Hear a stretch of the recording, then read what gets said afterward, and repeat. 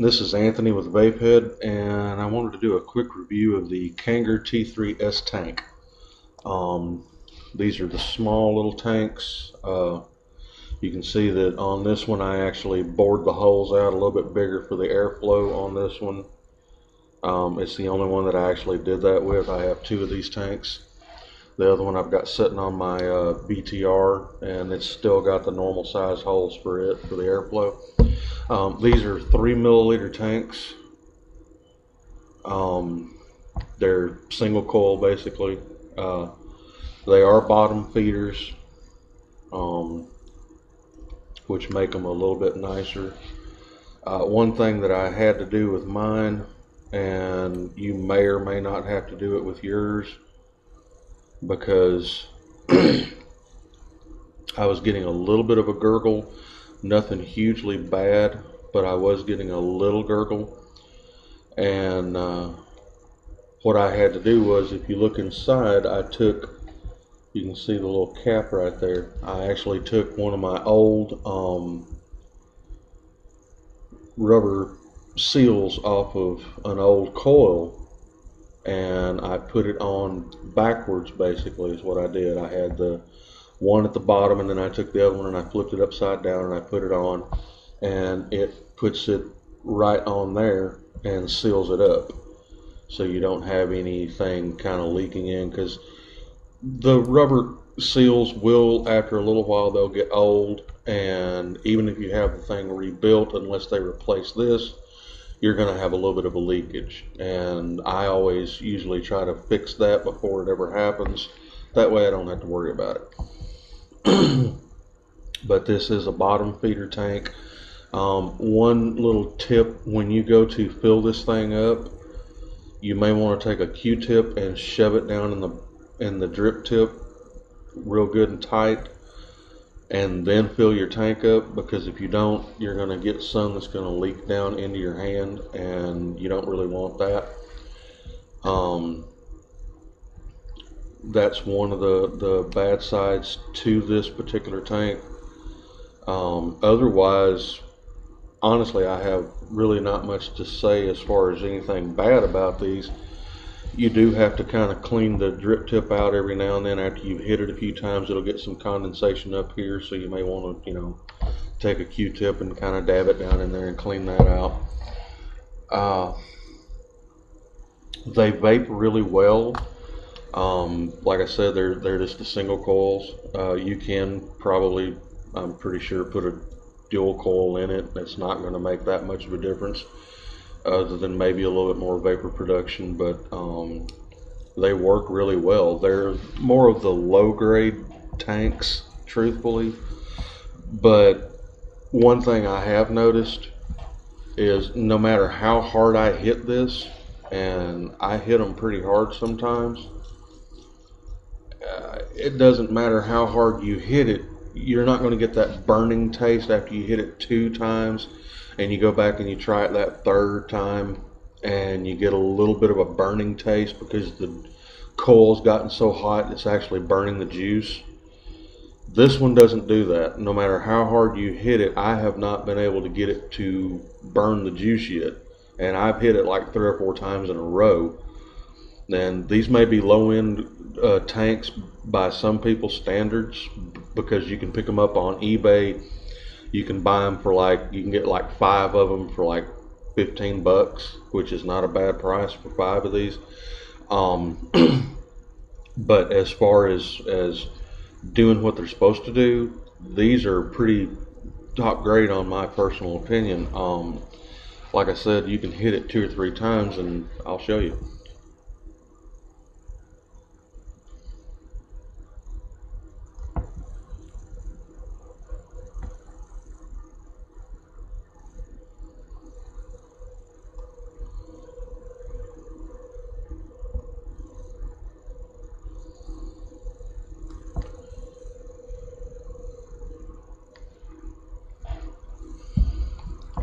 The vapor production is really good. I'm running mine on 4 volts, so it's not hugely high, because I run a 50-50 blend on my juices.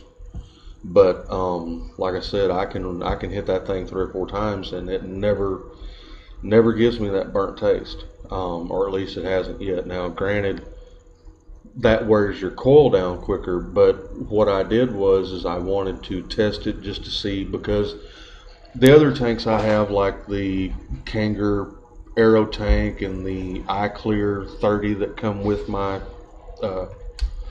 BTR, after you hit it at least twice, you have to kind of set the mod down, let it cool down for a minute or two, and then turn around and hit it. Because if you don't, the coil will get so hot that it'll burn the juice, and you'll get that really nice burnt metal, kind of burnt juice mix, and it's really disgusting. But with the Kanger T3S, I have not yet done that. Now, one little thing on doing what I showed you a minute ago, when you put that little grommet down in the bottom of it, when you put that seal on this, occasionally, not every time, but occasionally, when you go to put your coil back in, which can be kind of a problem, can be a little bit of a bitch sometimes, and you tighten it down, you can see that both of them are in there. You can see the top one that's on the coil and the bottom one that's on the little drip tip mouthpiece that goes up to the drip tip, where the vapor comes up the tube. Sometimes when you unscrew this, it'll also unscrew your coil and it'll leave it inside. And matter of fact, I'll just show you. It'll leave it in there just like that, and you'll wind up with just your end. And all you got to do is just, grab it and pull it out. There you go. And of course, if you've already got juice in this thing, you're going to want to wipe your hands down some, or at least grab it with a paper towel or something. But otherwise, out of a scale of 1 to 10, I give these tanks about an 8. Other than the fact that they will drip because you have to bottom feed it to fill it up. And if you don't put a Q-tip in the bottom of it, of course you're going to get drippage on your fingers and in your hand. And the condensation, you have to clean it out as you're vaping with it. But other than those two little downsides, really there's not much of a complaint with these.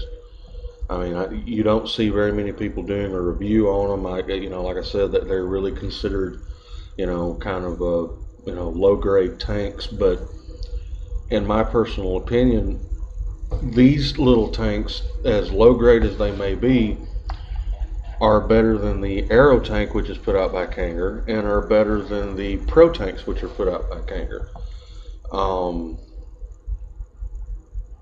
I don't know if it's just because they're a lower grade or it's because of whatever reason, but they are solid. The mouthpiece does not come off.